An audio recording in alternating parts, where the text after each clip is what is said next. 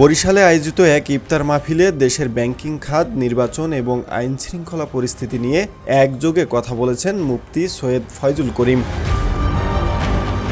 তিনি মন্তব্য করেন, ব্যাংকের টাকা এদেশের জনগণের, কোনো রাজনৈতিক দলের নয়।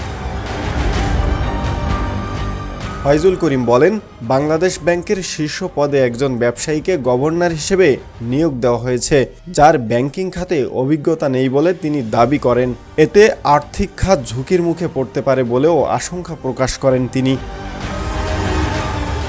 তার বক্তব্যের ইঙ্গিত ছিল দেশের অর্থনৈতিক ব্যবস্থাপনায় পেশাদারিত্বের প্রয়োজনীয়তার দিকে। তিনি বলেন, ব্যাংকিং খাতকে রাজনৈতিক প্রভাবমুক্ত ও জবাবদিহিমূলক রাখতে হবে।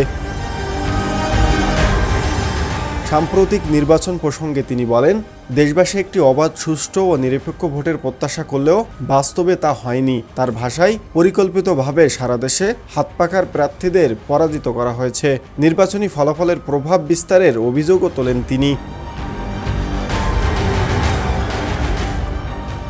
দেশের সার্বিক নিরাপত্তা পরিস্থিতি নিয়েও উদ্বেগ প্রকাশ করেন ফয়জুল করিম।